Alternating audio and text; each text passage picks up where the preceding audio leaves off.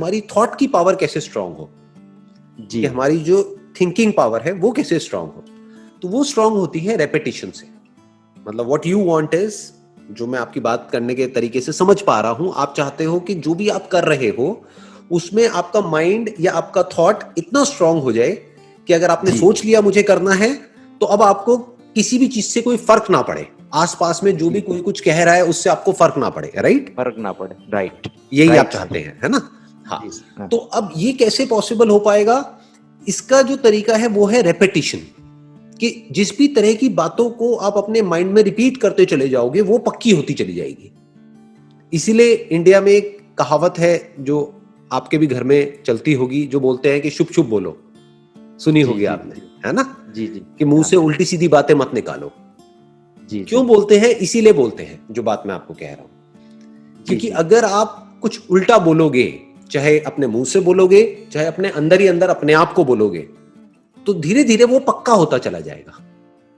एक आध बार बोलने से कोई फर्क नहीं पड़ता है, एक आध बार आप कुछ भी उल्टा बोल दो कोई फर्क नहीं पड़ता है, एक आध बार कुछ भी अच्छा बोल दो कोई फर्क नहीं पड़ता है, क्योंकि अगर एक दो बार बोलने से हो जाता तब तो आप सीधा ये बोलो ना कि भाई मैं दुनिया का सबसे अमीर आदमी हो जाऊंगा।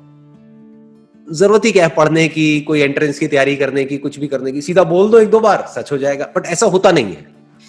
बट अगर इसी बात को आप बार बार बोलते रहोगे बोलते रहोगे बोलते रहोगे बोलते रहोगे, तो धीरे धीरे आपके एक्शंस चेंज होने लग जाएंगे। धीरे धीरे आपका ये जो थॉट है ये पक्का होता चला जाएगा जी, और आप उस डायरेक्शन में भागने लग जाओगे। अब आपको सक्सेस मिलेगी या नहीं मिलेगी वो और फैक्टर्स पे डिपेंड करता है, लेकिन एटलीस्ट आप एक्शन लेना शुरू कर दोगे। जी, आप समझ गए?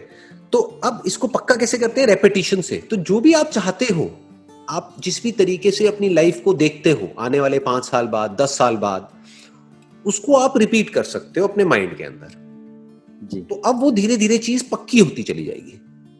अब यहां पे एक चीज आपको ध्यान में रखनी है, जो लोग गलती कर जाते हैं, वो है कि आपको जो भी आप चाहते हो उसके आउटकम के बारे में नहीं सोचना है। ये नहीं सोचना है कि जो होगा, क्योंकि वो आपके हाथ में नहीं है।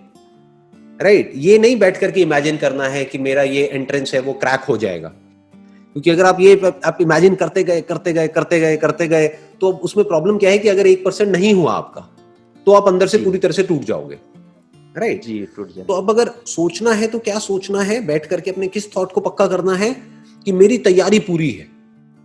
अब होगा नहीं होगा वो मेरे हाथ में नहीं है, तो अपने आप को क्या बोलना है बार बार कि मेरी तैयारी कमाल की चल रही है, मेरी प्रिपरेशन अच्छी हो रही है।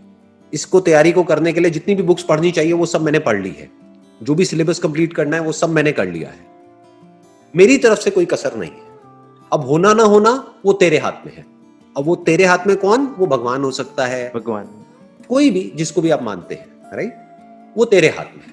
तो अब क्या होगा? 1% आपका नहीं भी हुआ तो आप टूटोगे नहीं, क्योंकि आपको क्या हुआ, आपको अपने माइंड को फोकस करना आ गया कि किस तरीके से माइंड को फोकस किया जाता है काम पे, जो भगवत गीता में भी कहा गया है कि भाई कर्म किए जा, फल की इच्छा मत कर।